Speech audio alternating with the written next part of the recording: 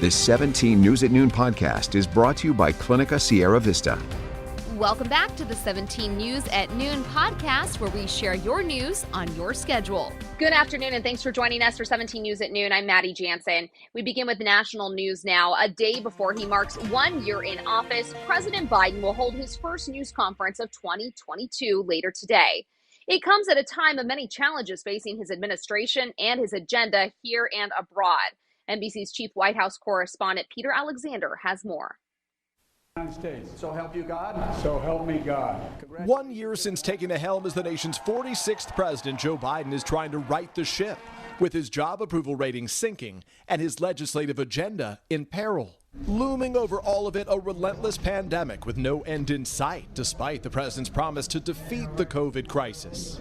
We're closer than ever to declaring our independence from this deadly virus. While the White House has succeeded in getting more than 200 million Americans fully vaccinated, the Supreme Court just blocked its vaccine or test mandate for large employers, and major COVID testing shortages have left the administration appearing flat-footed. I know this remains frustrating. Believe me, it's frustrating to me. But we're making improvements. The president's legislative priorities may have been too ambitious for an evenly divided Senate. His signature achievement, nearly $2 trillion in COVID relief, passed without a single Republican vote. And the two parties agreed to back another trillion for infrastructure. But the president's Build Back Better bill has stalled, much like his effort to pass new federal voting rights protections. I will not yield. I will not flinch. I will defend the right to vote. With Republicans united in opposition and the president unable to unite his party. Two moderates, Joe Manchin and Kyrsten Sinema, the key holdouts. Thank you.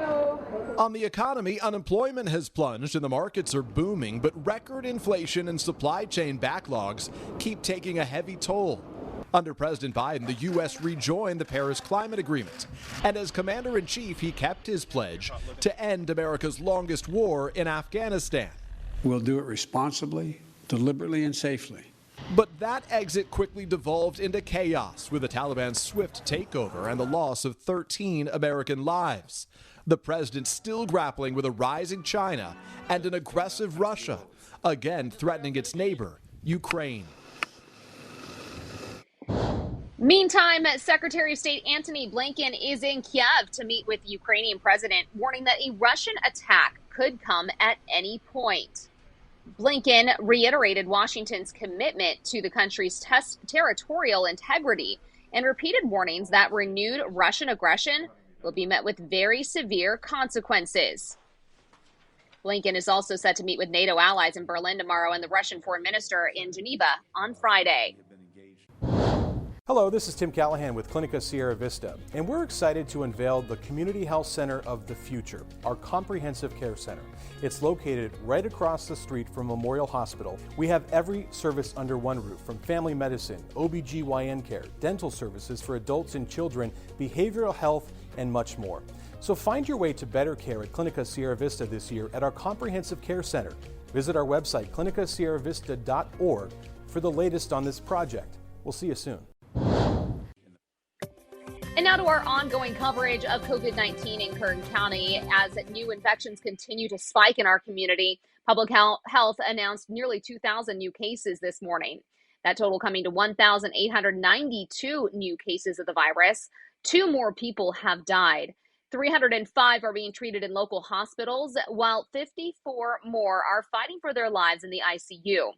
Public Health is also asking the community to use the 911 system responsibly and only call in a true emergency as the system is experiencing a high volume of calls.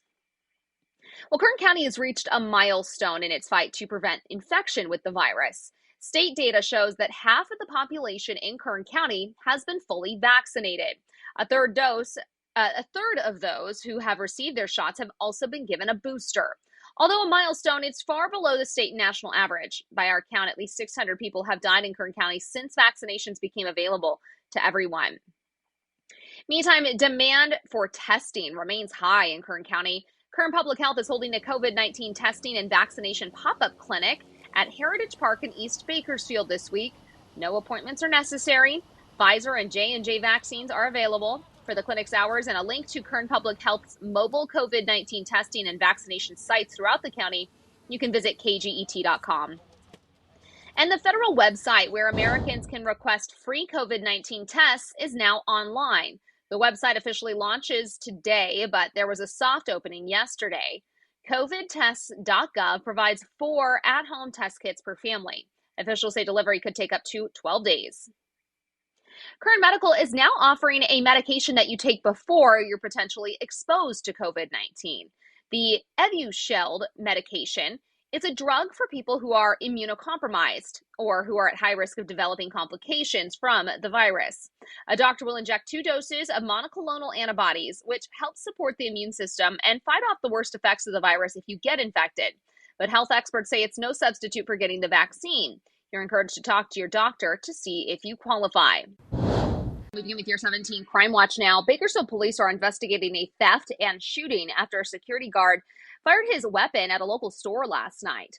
Officers say the guard was trying to take a picture of 2 people who had just stolen merchandise from the AutoZone on Brundage Lane when one of them tried to hit the guard with their vehicle. The guard fired 1 shot and the thieves drove off. The vehicle is described as a black 2018 to 2020 Toyota Highlander with no front license plate. Anyone with information is urged to call BPD at 327-7111. A woman and teen boy are recovering in the hospital after a shooting in downtown Bakersfield yesterday afternoon. It happened just before 1 p.m. and police were called to the area of 17th and Q Streets. The woman and 15-year-old boy were taken to the hospital. They are expected to recover. Police believe the teen was the target of the shooting. No word on any arrests. 17 Court Watch now. The biological father of 13-year-old Nicholas Peterson, who died in a crash a year ago, has filed a lawsuit against a woman who allegedly ran a red turn signal. The suit says Christina Moreno-Gonzalez, the SUV's driver, had driven through that intersection many times and knew the risks of running that light. The wrongful death suit also names as a defendant Peterson's stepfather, John Deal, with whom the boy was riding a motorcycle when the crash happened. The suit alleges Nicholas was not wearing a helmet. The boy and Deal were riding a motorcycle last January when they collided with an SUV at the corner of Coffee and Hageman Roads. Moreno-Gonzalez is charged with vehicular manslaughter with gross negligence and reckless driving. A hearing is scheduled for Monday. Education news now, and leaders of universities and colleges across California, alongside the governor, launched a new effort yesterday to help some students graduate with less debt. The program, called College Corps, will provide $10,000 for selected students, including living expenses, education awards, and academic credit, so long as that student completes 450 hours of volunteer work in an academic year. That volunteer work must focus on 3 key areas: climate change, K-12 education, and food insecurity. Officials say the program is expected to provide help to up to 6,500 students over the next 2 years. It's also open to undocumented students.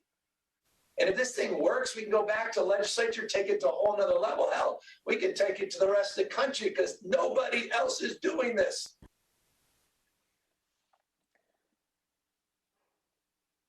Funds for the $146 million program come from earmarked money in the state budget to help California students and communities. Students, including those attending Cal State Bakersfield, should be able to apply this spring. Meantime, Bakersfield College's Southwest Center opened its doors to students yesterday. The long-anticipated 60,000 square foot building within the campus of CSUB has almost 50 classrooms, as well as labs, faculty offices, student services, and student hangout spots. The first 2 floors are now open for classes. The 3rd floor is set to open for late start classes that begin in March.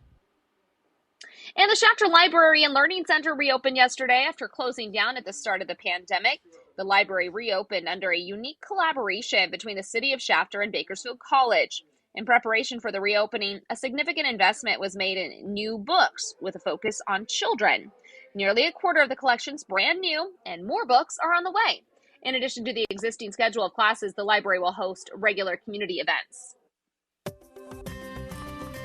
In your 17 Health Watch now, Assemblymember Rudy Salas of Bakersfield has introduced a bill to address the increase in youth suicides and self-harm across the state by improving youth suicide prevention within schools.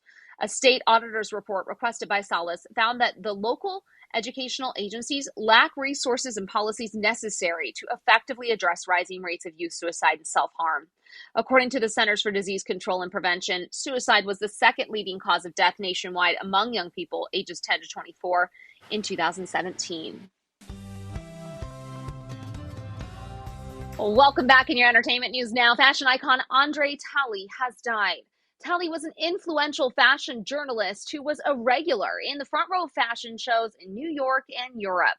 After stints with Interview magazine and Women's Wear Daily, Talley was hired at Vogue in 1983 and was appointed as its creative director in 1988. News of Talley's death was confirmed on his Instagram account overnight. A cause of death was not provided. Talley was 73 years old. From our 17 News follow-up file now, and thousands of people gave back to local animal rescue groups, all in honor of the late Betty White. You may have noticed on Monday on social media the hashtag Betty White Challenge trending, where people donated at least $5 to local animal shelters in honor of what would have been White's 100th birthday. Local animal shelters apparently benefited greatly from this challenge.